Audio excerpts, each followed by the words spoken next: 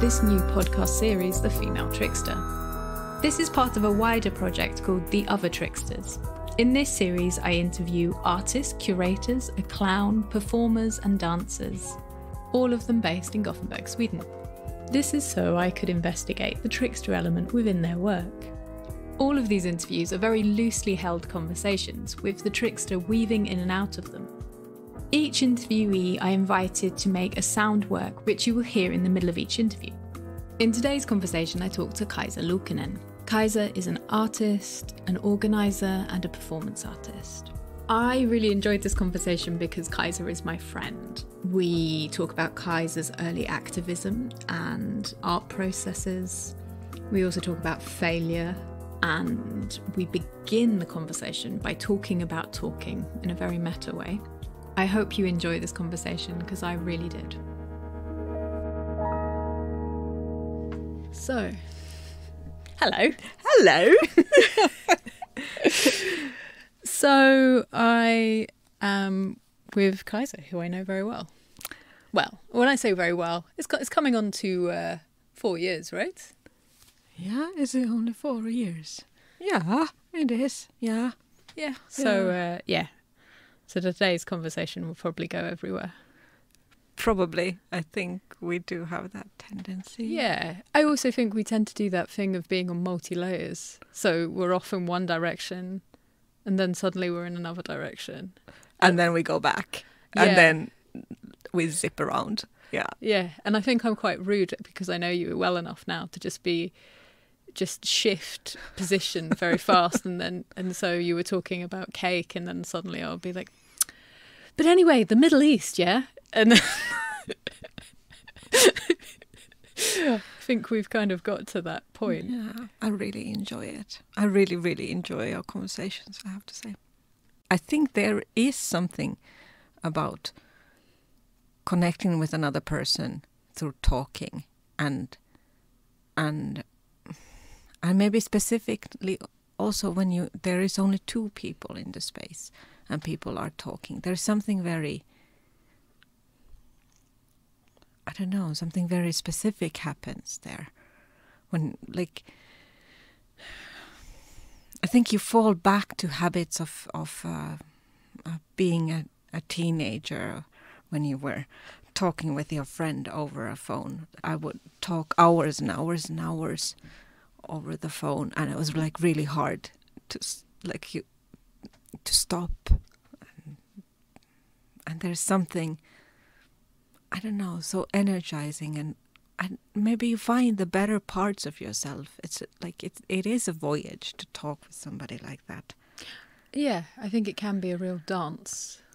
It can be a real interesting dance, and at the end of it, I think it can leave you in an interesting place. And I think it probably can be alive as much as any other action in a way that can be, so it can be a very physical interaction in a way. You might be left in a totally different space than you started. It's kind of, and also you also might be left furious. Yeah.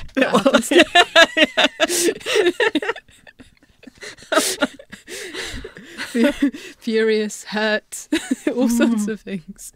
It's a dance each time, maybe. You never know where you're going to go.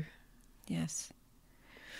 But there is something about that as well, about time, that right now I'm thinking about, like, the time use in contemporary world, or like even if I would say like capitalistic world.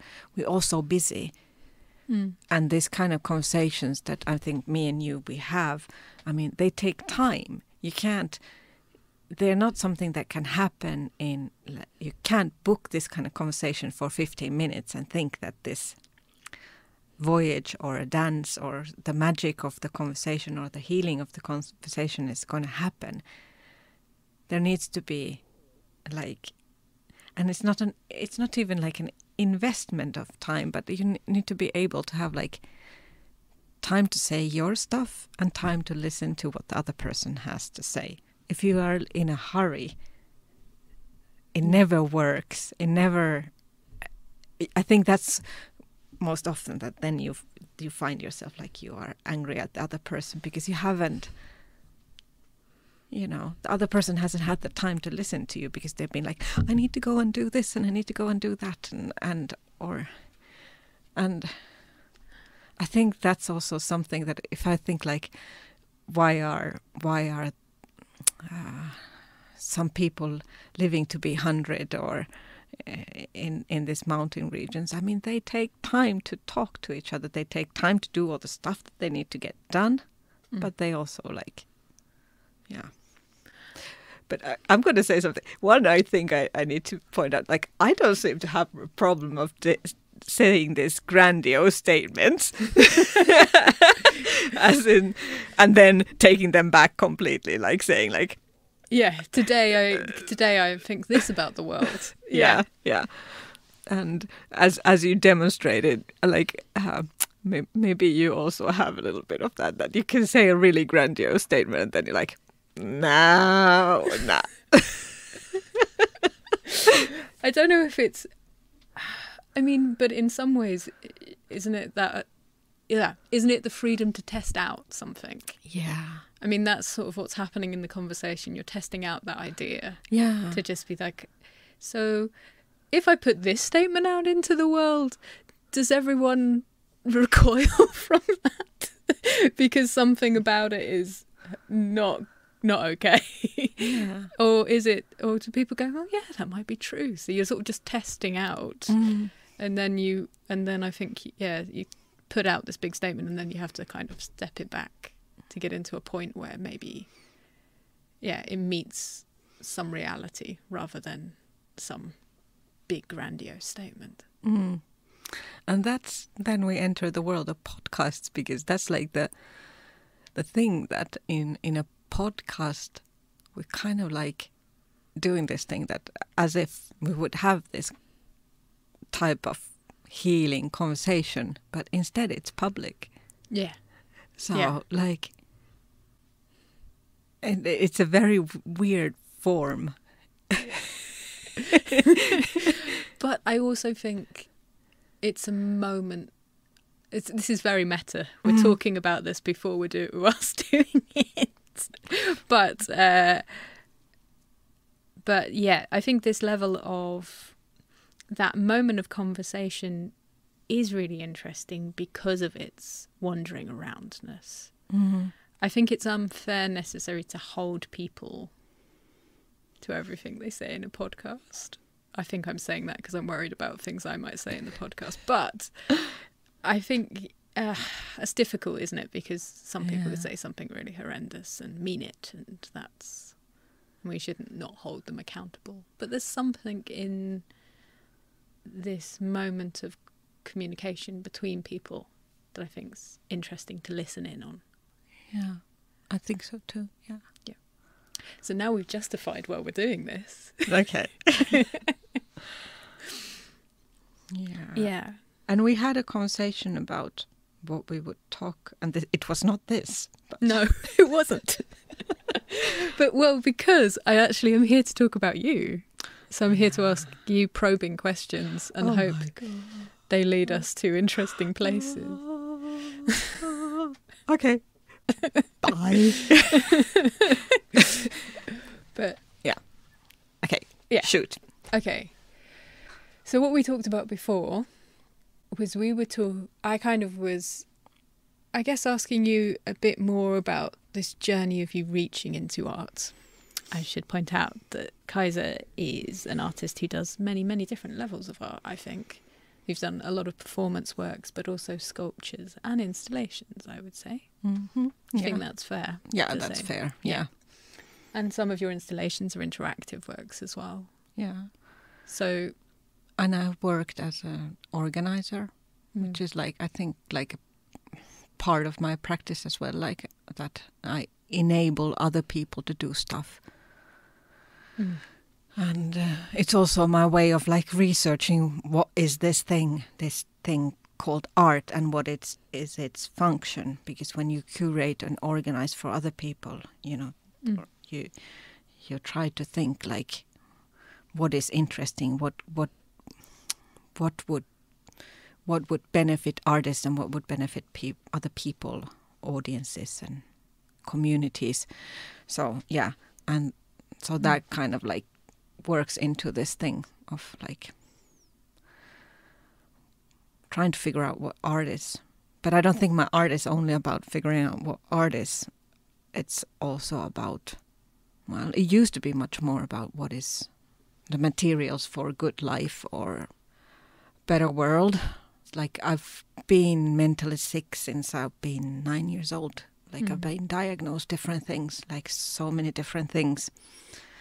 And, you know, you try to figure out, like emotions have been then a big part. Like I've been trying to figure out what they are and how am I going to like work out with these different kinds of emotions. And that also has been like a center point and like this, how should a world be organized and how emotions should be looked at and reacted with, and like that I have kind of tried to figure out the meeting point of internal worlds and the worlds between people. And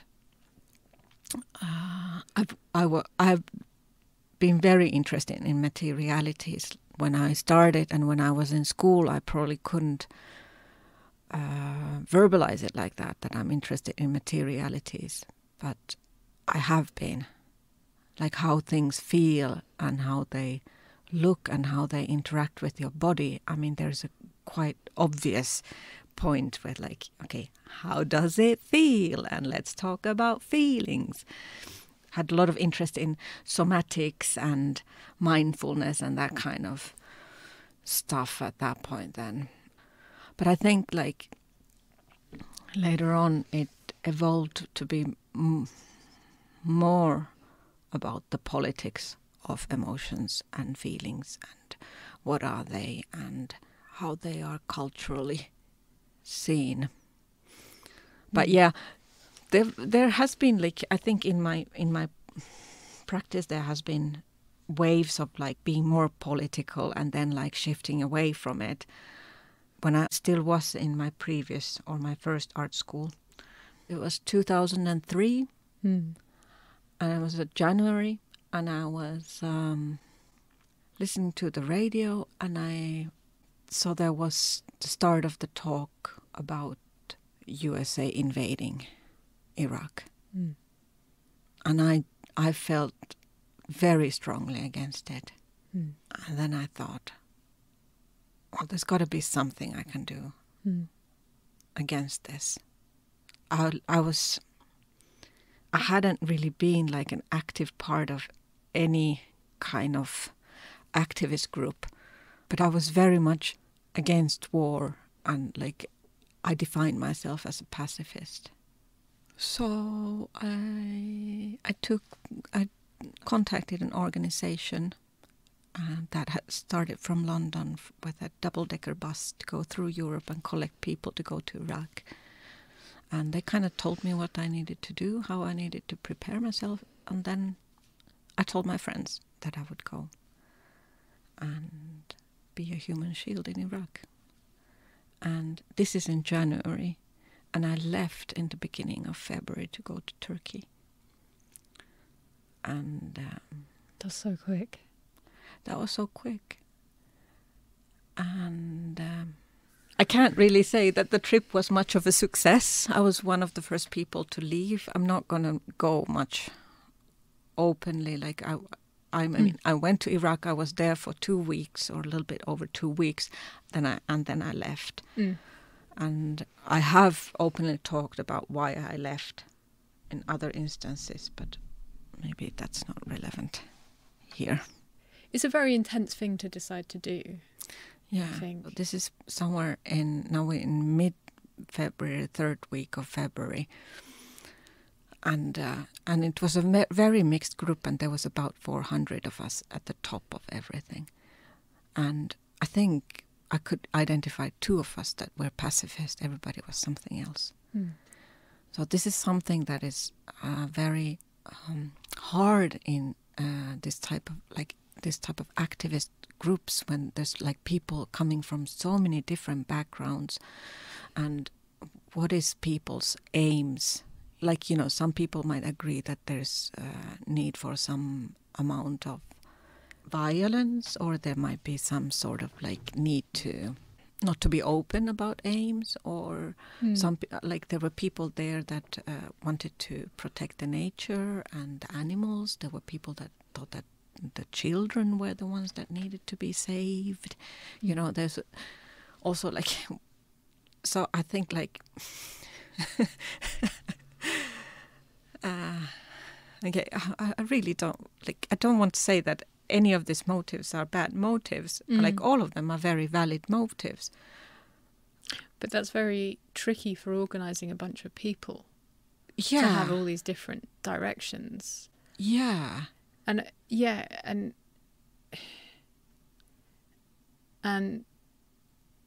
I think that's very hard to, therefore, in a situation which is actually incredibly dangerous. Yeah, and there were people, like, I'm really happy that there were people that were professional activists and who had like experience of violence, that had experienced violence on their bodies, were the ones that could maintain that sort of activism. And I mean, I feel like at this point, I feel like I was so ill-equipped. Like, you go to a country that you don't know the language of, and I mean, what do I know about the cultural norms of that country? What do I really know? What do the people want? And this is something like, you can't go to a dictatorship and ask people, what do you want? They do not have, like, if they have any sense of self-preservation, they're not going to start telling you what do they really want. That position, like, you come and say, well, I'm going to come here and save you in some way or another. So yes, I think we were all like suffering one form or another of savior complex. And I think I have had that. Like, I think like I have explored that in my performances, like in different forms, sacrificing myself in different forms. So that's interesting that you then came back and repositioned. Do you think you've worked through sacrificing yourself? Or would you still sacrifice yourself in your work? I don't think I have like completely worked through that one either.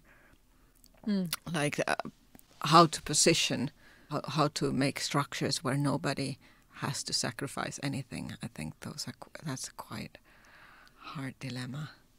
Do you think you're trying to do that, though? That's an aim?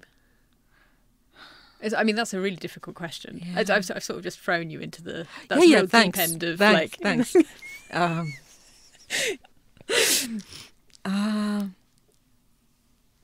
Maybe it has been to try somehow retain my agency and keep my agency without holding back from pain. That it's okay that I experience pain and I can take it in different forms. Maybe also I want to say that life is not supposed to be painless. Like that there needs to be, that's okay to feel some level of pain and feel growth. I think that if you start thinking that there's no pain, or that somebody should have a totally painless life, I think you start losing some kind of scope. But I don't know what level of pain is good or what is bad. That is like something that I probably will have hard time recognizing. Appropriate pain. And what is appropriate pain? Like a level of, I guess it's, because if pain leads you to growth, then that's kind of, that feels like a good pain. But yeah, I think there's plenty of pain that's just there for being pain, for existing maybe. But I think it's interesting you're putting that in terms of performance. And also like the material practice. I mean, So what I've been doing is it now 2 years? I've been collecting glass from streets, from bus stops. Kind of from the smashed glass. Yeah, from the broken. Tram stops and bus stops, yeah. Because it's special glass, isn't it? It's like, safety glass. Yeah. So, I mean, I love that as well, that it's safety glass and it gets broken. I think the problem I'm having with talking to people so much about tricksters is I just realise that it's kind of part of all of our behaviours, that there's all these elements of rejection, or embracing pain seems even quite a trickster thing to do. To embrace pain, to create agitation, to create change.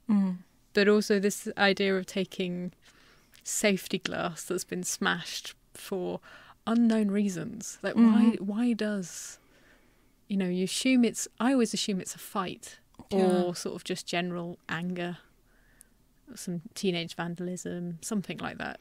Like some sort of frustration. Yeah. I see it as a very political act and a very aesthetic act at the same time. Somebody really enjoying smashing up something, and this safety glass that is supposed to hold in, and also like hold in but not really give you protection from sight. People can look at you. You're in a space but you can be observed. You don't have a privacy. Like So you're not safe. So you're not safe. No. You're controlled, you're contained, and then you break it. Like I can really understand why somebody does that. Like if I think about,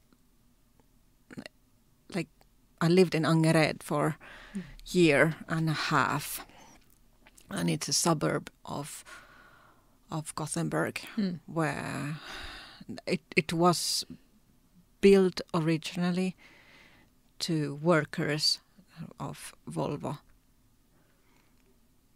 because housing really was needed. So these huge areas were built there, and there's a lot of Finnish ethnicity people there.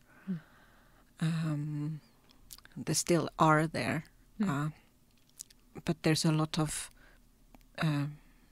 other people that have moved to Sweden for various reasons. I mean, not just to escape their countries, but also to move to a better place, like to get a better income. Like me. Yeah. Here we are. Yeah. Yeah. So, but there's a lot of frustration. There's like a lot of young people. Like in the place Rannebergen where I lived, there wasn't even a shop, because the shop got looted so many times that they didn't want to have it anymore. That there was like younger kids on the streets, and they do all sorts of things, like they go into woods and burn areas just for fun. And the bus stops there were all the time broken. So, I mean, maybe not great for expressing that society's frustration, but great for your materials. Yeah. Yeah. But you really do feel there that it is a reason. It's not a coincidence that bus stop gets broken every 2 weeks. And there's something like there's a weird insistence. Why do you use this same material if it's broken again and again and again and again? Why do you use this material that is really expensive and it has very specific aesthetics and very specific history? Why don't you change it? Why does the society insist that the same material needs to be used everywhere in the city? Okay, that's one of my questions. But then, my answer wasn't to build another bus stop from the same material. It was to look into other cultures with resistance and ways of expressing anger in political contexts, which is different forms of protests and uprisings and things like that. and I started to build objects used in these instances around the world from this glass. Yeah. And if we go to paint, I mean, it's a super slow process. Yes, I do know this. You've told me. And I mean, the amount of labor that you need to put into it. I mean, yeah. I mean, I have to exercise a lot. I have to like maintain my own body to be able to do this work. And I have a poor eyesight, so I have difficulties at seeing what I'm doing. And so it's a painful process for me to do that thing. It's not like. But isn't that interesting though? Yeah. That even though it's like this takes long, you've definitely said it's really boring. Yes. Before, and and it's a painful process, and you're squinting at it whilst doing it, and I know that you're gluing for hours and hours and hours. And polishing for hours and hours and hours. But then it's a really interesting thing that you're willfully doing it anyway. Yeah, I am. And I mean, for most of the part, I have been doing it as unpaid. I haven't, even been paid for this labor. No. I mean, this is why artists are idiots, right? I don't know what we're doing. I really don't know. Like, most of the times nobody even wants to see it. Like, you apply for galleries and you spend time like writing this marvelous essays about what you're doing and all these things. And yeah. Yeah. Why? Yeah. Yeah.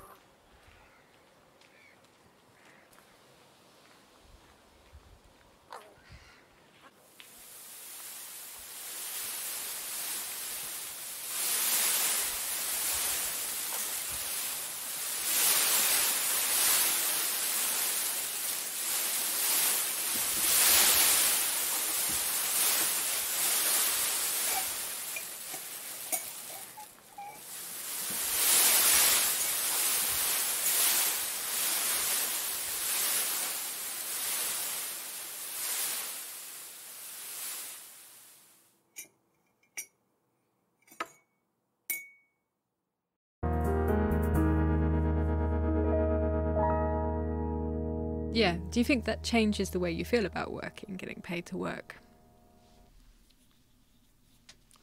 No. No, it does. No, it doesn't. No. No. Maybe that's the thing. Also, like coming from the art school that I came from, where the making of the art was held in such a high value. Not even maybe the quality of the art, but the honesty of the process of trying to reach something was seen in very high value, or as a strong cultural value in itself. I think that has given me a backbone. That when other people are talking about that everything goes back to being like a monetary value. Are you paid for it? Are you have you gotten a grant or something else? I think that backbone of that there is a value that somebody is pursuing and trying to find an artistic expression. It has in itself value, and I'm really grateful for that. There is a possibility of failure, like you can try and work on something for a year or 2 years, and it can be a failure, but it's still a valid try and a valid pursuit. Yes, yeah. And also that I go back to the slowness. It seems to be my theme today, but like it can bring elements into society that can't be reached otherwise. Do you think that comes through you? You mean you're bringing those elements in because you're acting out patience? Yeah. And I think that's the thing that I think that the whole grant systems and everything else, I understand that you need to have this, that you pinpoint that this person is doing the labor, but I always think that there's like a group of people around you and connections, and like all of those are part of that art piece. Yeah, I think it's very becoming. Hard. I think it's very hard for a capitalist society to really acknowledge all labour. It wants to pinpoint and box up things to say, well, that is a quantity of something and that should be paid for. Yeah. I'm going to just keep on shoehorning Trickster into it. But I think it's interesting because what you're saying is you're setting up a whole new set of values, or maybe even moral system. I mean, because you're saying that it isn't about financial gain, that you're doing this not for financial gain, and that there is, in a way, as a specific process or an action that creates value in itself. But I don't think it's new. I don't know if it's new, but I think it's independent of maybe the other system that you're told is how you should value. Yeah. I mean, okay, grandiose statements. Here's one. Great. I'm all about grandiose statements. I really love them. Yeah, I think that... God, this is so difficult to say. Say it and then we can deny it. Yeah, I think that like maybe religion had a position where we thought about values, or like where most people like had a place to think about values. Okay, they were very much in most societies religions do work top down, so there is something like coming from above. But I mean, a spiritual experience is something that happens very much within, and it gives you this framework of trying to figure out, like, well, the connections between your inner world and the outer world. So maybe this is also like, for me, this is what art does. Not only, but yes. Yeah. And they are hard questions, and I understand that philosophy is supposed to be the stage where all those spiritual questions and the meetings of the inner world and outer world are supposed to be, academically thought through. And like the fields of like practical philosophy, it's really interesting. I don't know if I even know really what you mean by practical philosophy. Well, it's like how the philosophy looks into how philosophical thinking is implicated in real world, you know, like in practice, not just like something that is thought about as a theory. It's not theoretical philosophy, there's practical philosophy. And yeah, who was it? Immanuel Kant, who had the whole categorical imperative. So you had to apply these ideas to the whole society, every choice you make. But I think it might be a bit... fucking racist. Yeah. I mean, a lot of them are, though, aren't they? So that's problematic in so many ways. Yeah, but I think that's what is great about contemporary philosophy, because there's like a lot of new and more nuanced voices, and there's a lot of more like black voices and things like that. So yeah, all of that is like, it's super interesting for me. And I think it feeds my practice as well. Like I listen to a lot of podcasts about different things, and I'm like quite a mediocre thinker, so it's really nice to have all these people that have spent years and years thinking about stuff, and then nowadays there's this podcast you can listen to about them, and it can influence where you go and what, and maybe exactly try to find new ways of constructing a performative situation, which then leads people to experience, you know, instead of somebody being preachy on you, as in like in these religious practices when somebody's reaching from the pulpit how you should live. But you can have a performance where an audience member can try out like as a lived experience. What if this would be arranged like this? Or what if I'm part of a group and individual at the same time, which is one of the things I think is like the challenge of being a person right now. It's like you think that you need to be either an individual that is the winner or the loser. But I mean, you need to be able to be both at the same time to be able to be an ethical person. I mean, I think we probably are moving towards a thing where people move quite quickly between those roles, between being a group member, group thinker, to individualist thinker. And I don't know, that's a bit willful thinking. But this idea of thinking so much more about not being the individual.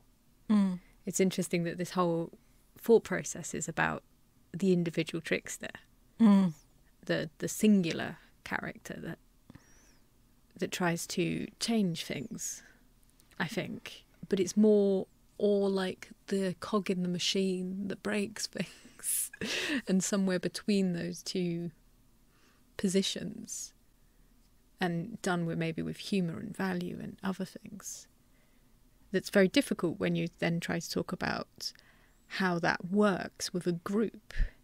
But then what you're talking about is offering up, like it's actually, I think the trickster can have these roles of sacrificial elements.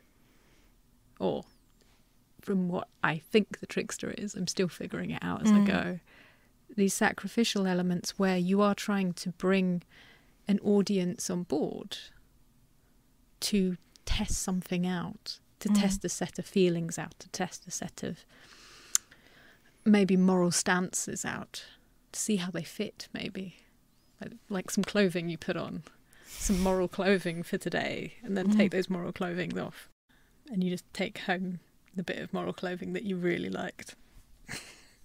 The shiny top of moral clothing. But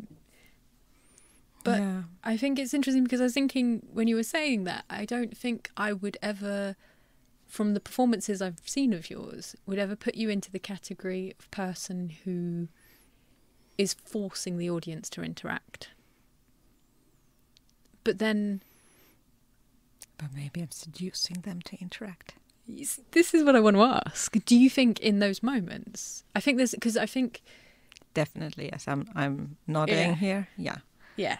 And I think there was a time I got terrified with the seduction because I'm not that used to having power.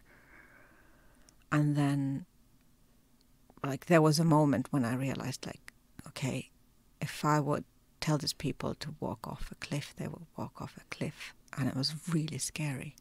And I think, like, it worked very, very well when, like, I inserted myself, like, mixing up the charismatic and the sacrificial together. It seemed to be, like, very intoxicating for the crowd. And I found that really scary. So maybe, like, nowadays I'm interrogating the meaning of the group situation better. I think, like, I'm thinking about it more. What does it really mean? Utter trickster behaviour to charm people in, to use that mixture of quality and things to tap dance them in, to bring them into the group thinking, to take them into an area they might not even want to go into. I really struggle with this, like, what's the responsibility of me to the audience? If I'm using charm well, am I charming people into doing an act they weren't actually comfortable to do, or to say something they weren't comfortable to say, really? But then that puts a lot of intensity in somebody doing something in one moment, and that meaning that it carries a lot of meaning. I think it's really interesting about what responsibility we feel. So was there a moment that you just was there a work you did and then realised I need to stop making work that way? Yeah, there was, yeah. Yeah. So there was a work I did in a space where I knew that there had been bullying and it wasn't addressed. And I addressed it in my work. And that was something that it just became like a theater of, no, that wasn't even a theater. It was a slaughter of people playing out their humiliation fantasies. And I don't think it didn't help.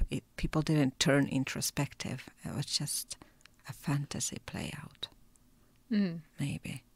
Well, that's a thing. I think this is the thing about, like, when you narrativize a group of people's actions and their emotions, it's always a simplification. And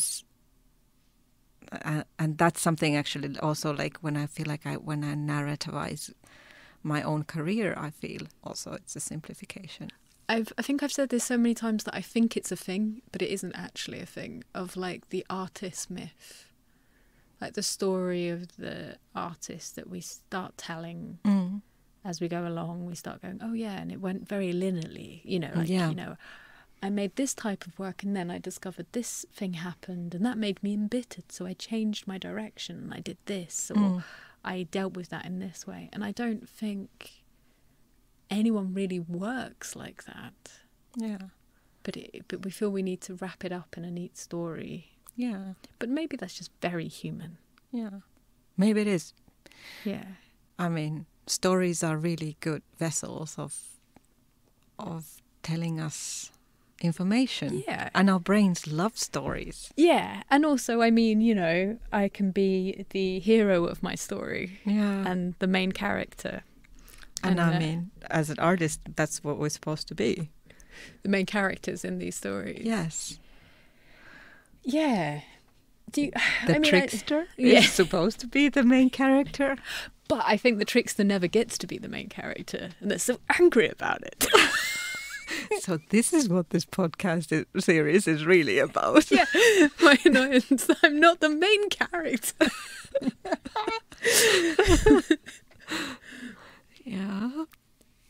Yeah, like the one of the stories that could be told about my practice is the story that I tried to be an activist, I failed, and I tried to heal that failure through doing art,